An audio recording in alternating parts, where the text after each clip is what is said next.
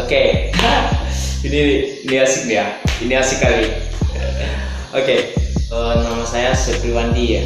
Sepriwandi, sering dipanggil atau akrab dipanggil sama teman-teman itu dengan sebutan Sepri.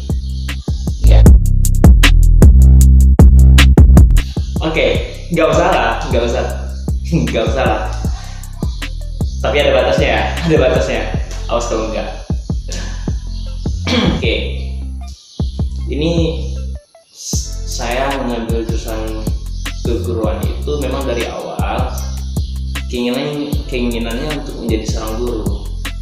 Ya, memang dasarnya motivasi dari orang tua juga. Orang tua saya guru, tapi saya ingin melebihi dari beliau. Beliau guru SD, tapi saya ingin lebih dari beliau, yaitu sekurang-kurangnya SMP atau SMA. Oke. Kemudian saya mengambil jurusan keguruan itu bukan berarti saya nggak diterima ya di jurusan yang lain, karena memang saya nggak ada ngambil jurusan lain. Saya murni, saya ambilnya semua jurusan yang saya ambil itu adalah pendidikan. Untuk daftar pertama itu saya ambil jurusan fisika, kemudian matematika, satu lagi apa ya? Ya, terkait dengan komputer juga, tapi pendidikannya itu. Ya, kenapa saya mau menjadi seorang guru?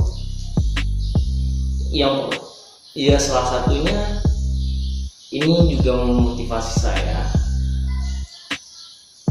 Orang yang paling pertama yang saya kenal ketika saya lahir itu adalah seorang guru. Saya enggak. Iya, seorang guru. Ibu itu adalah seorang guru. Saya menilai ibu itu adalah seorang guru.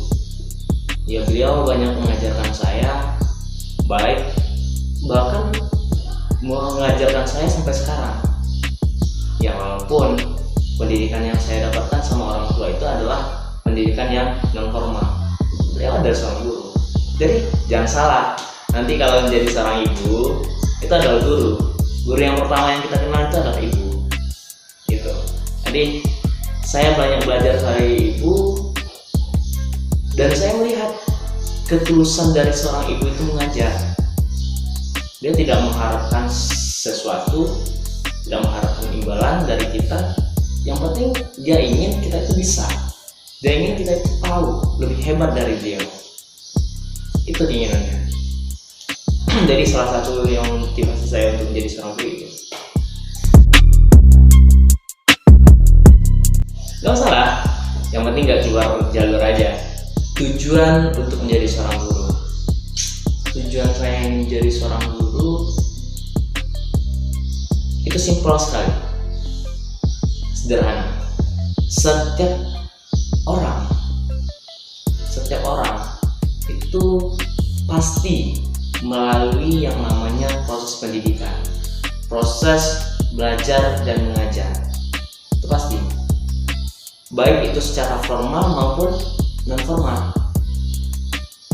Kalau di luar sekolah kita juga belajar dengan lingkungan, belajar dengan keluarga. Ini kan non formal. Di dalam yang formalnya kita belajar di sekolah, belajar pelajaran-pelajaran yang sampai oleh guru.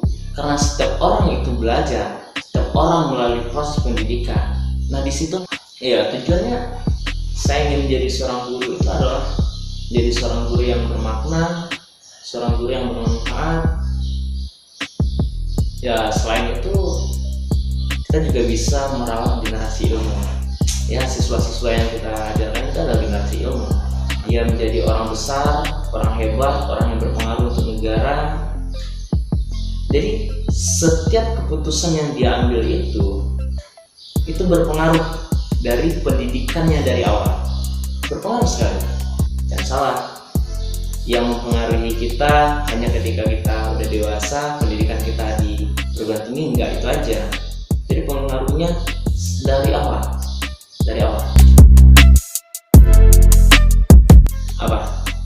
yang kita dapatkan? Banyak? Ya banyak sekali yang kita dapatkan. Jadi tapi ada satu hal yang mengajarkan saya ketika menjadi seorang guru. Dulu, ini berbicara tentang dulu juga ya. Dulu ketika saya menjadi siswa, ketika saya mendapatkan ilmu itu, saya tidak mau bagi-bagi sama teman-teman yang lain. Ilmu yang saya dapatkan yang untuk saya sendiri. Ngapain bagi sama dia?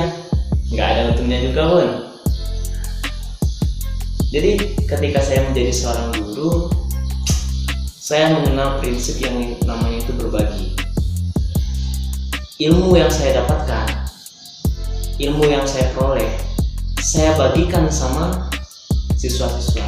Saya mengharapkan siswa itu memang mengerti apa yang saya bagikan, paham, satu pun tidak, saya harapkan tidak ada yang ketinggalan.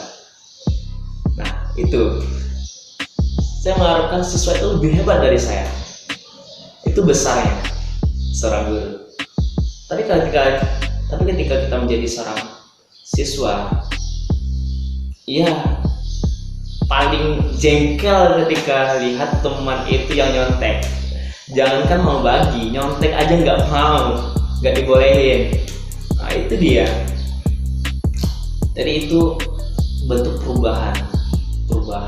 Ya selain saya berbagi, saya juga belajar bagaimana menjadi orang dewasa. Ya minimal saya mendewasakan diri di depan siswa. Nggak mungkin kan menjadi seorang guru sifat kita masih kekanak-kanakan. Ya minimal seperti itu. Ya memang proses kedewasaan yang kita lalui itu belum maksimal, tapi ketika kita menjadi seorang guru, kita berusaha untuk menjadi orang yang lebih dewasa. Itu. Iya. Iya, untuk profesi seorang guru awalnya saya pribadi saya merasa asing. Kenapa merasa asing? Ya basic saya belum tentu bisa menjadi seorang guru. Ya tiba-tiba saya pernah dulu PL praktik lapangan itu menjadi seorang guru, asing bagi saya. Saya udah mendidik, ilmu saya belum seberapa, tapi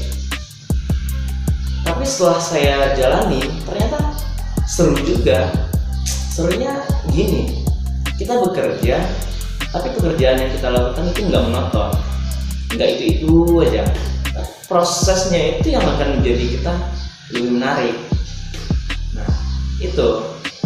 Kemudian keinginan saya juga menjadi seorang bos. Ya bos, ketika kita di dalam masuk ke lokal itu kita sudah menjadi seorang bos di sana. Benar ini. Jadi bosnya gini, masuk ke dalam lokal, kita sendiri di depan, dan kita boleh saja mengarahkan anak-anak ini, mengarahkan boleh, tapi di jalan yang baik ya, jalan yang baik. Kita memerintah mereka, kita mengajarkan mereka, mengarahkan mereka. Ya seakan-akan kita menjadi seorang bos. Itu dia. Itu kayaknya udah melenceng. Enggak, ini udah melenceng. Jadi nggak apa ya. Sebenarnya memang saya juga kurang tahu juga ya, karena saya juga punya mantu. Belum punya. Jadi saya melihat pada dasarnya masyarakat itu memang senang dengan seorang guru. Apalagi mertua ini ya. Ya, guru yang seperti apa? Kita lihat dulu. Ya, memang seorang itu memang ingin memiliki anak yang dewasa, seorang ibu atau seorang mertua, seorang ataupun keluarga kita pasti ingin melihat anaknya, menantunya itu yang lebih dewasa. Lebih dewasa dalam artian apa? Pengetahuan yang kita miliki ini bijak dalam kita memanfaatkannya. Jadi ya begitulah. Memang ya seorang guru itu banyak dibicarakan oleh masyarakat, karena guru adalah orang yang menjaga nilai, baik itu nilai moral, agama, sosial maupun budaya, itu dari seorang guru. Makanya disenangi oleh masyarakat ataupun sama mertua. Ya bagi yang punya mertua. Ya selain itu, kita menjadi seorang guru juga mengharapkan bahwasanya di tangan ini kita melahirkan generasi-generasi bangsa. Dari tangan ini kita melahirkan orang-orang yang berpengaruh, orang-orang yang berkompetensi, orang-orang hebat. Bahkan kita ingin melebihi bahwasanya dari tangan ini kita melahirkan orang yang hebat daripada kita. Itu dia murninya untuk menjadi seorang guru. Ya, ini harapannya untuk teman-teman yang pusing mau mencari jurusan apa, pusing untuk melanjut studinya apa. Ya, kalau bisa ini menjadi motivasi salah satunya. Kemudian tujuan kita sama dengan profesi-profesi lain itu sama, tidak ada bedanya. Tujuan akhir dari pekerjaan itu satu, yaitu untuk mewujudkan tujuan bangsa dan tujuan agama. Everybody fucking